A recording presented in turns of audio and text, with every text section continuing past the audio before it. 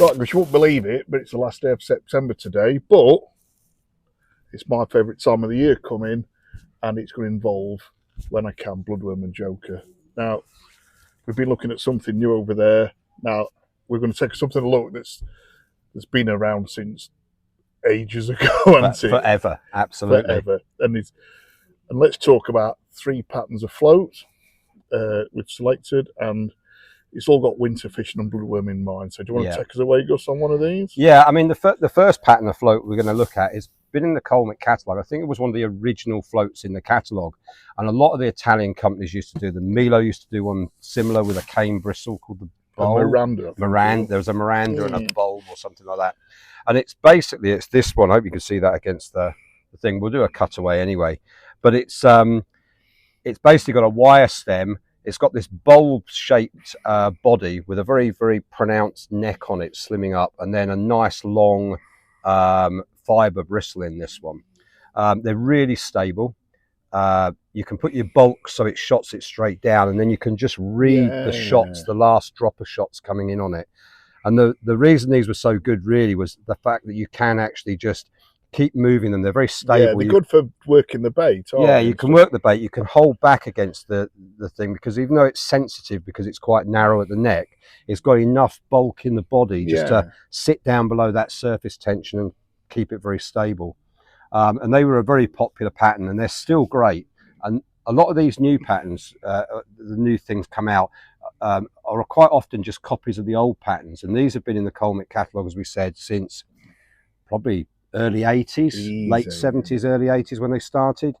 And the reason they're still there and they still sell lots of them is because they are right. They just work. Yeah, they work. You know, I mean, the transition when you're dropping it up and down is perfect, because there's no ridge there, is there? There's nothing at all. Water to grip, is there? No. The film to grip it sort of moves in and out. Yeah, and as I say, you know, the bristles on them are good. I mean, I used to laugh at Steve Gardner when we used to fish with him down at Willow Park back in the mid-90s. And I used to laugh because I used to sell all my yellow tipped pattern floats to Stevie Gardner. I'd buy a trade pack and then sell him all the yellow ones because he could only see yellow.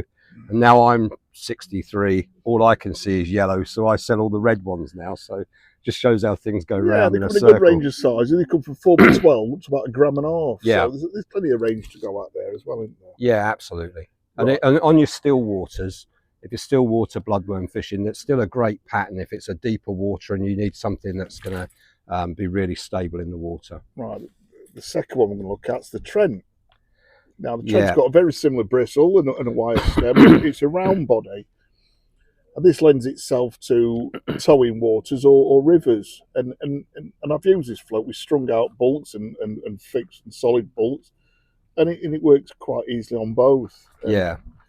And this one goes up to silly side, like 10 grams. 10 grams they come, and they're 0.3 to 10 grams, I think. Yeah, the Trent. A good another versatile float, very stable. The thing I like about the Trent really is because it's a slightly thicker fiberglass bristle, it's really visible.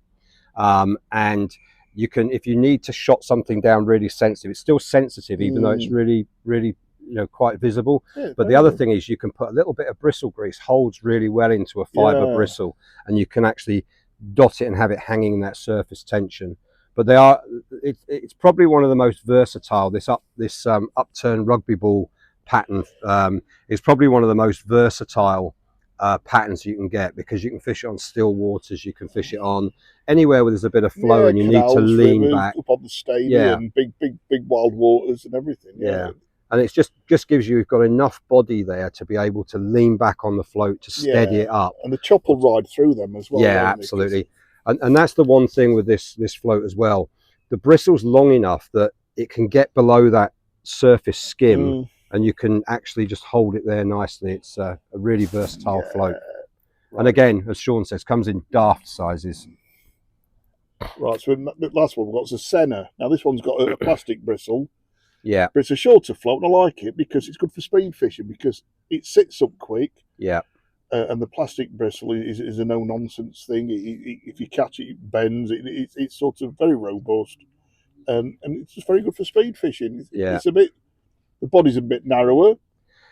It's very quick. It comes out of the water. There's no resistance on this one because of that elongated body shape. The other thing with it is that the wire on this is slightly heavier. It's much shorter than the other two, so it's good if you're in slightly shallower water. But as Shaun says, what happens with this one is it sits really quick, and if you use a Balkan 1 or Balkan 2 droppers, it's a good shallow float, enough of bleak and stuff. Yeah, well, they do a shorter version called the Velux, which is about half the length of bristle, and that's an out-and-out bleak float. It's got a slightly shorter bristle and a slightly shorter stem, and that's really for up in the water for bleak. I think where these come in is it sits really quick, and because it sits so quick and you can fish it really positively, it's a really good with bloodworm and joker fishing in the winter. I love these for that, and I know Richard Chave and that down the southwest, he uses them a lot on the canals for almost all his canal fishing. When you want a stable float, but you want, you know, the plastic bristle's still quite sensitive. It's quite a narrow plastic. Yeah, it's good for lighting in bad conditions. When you get that speck on canals, you get that sort of leaves and bank and absolutely. Difficult to see water. And one of the things I was going to point out earlier, I noticed on a couple of these Trents that you've used the old the bristle paint on some of them. The bristle paint, which we haven't got here at the moment, but the bristle paint that Colmic does is really good because it goes on like a nail varnish, but it's still translucent.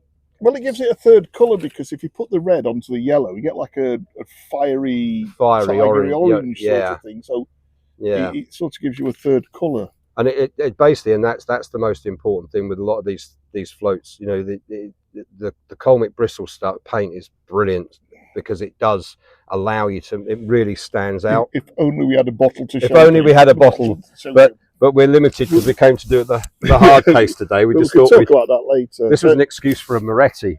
Yeah, Italian shandy. So there you have it. 3 classic patterns, been around for ages. Check them out at your local Colmic stockist. Absolutely. Hope to see you on the bank sometime.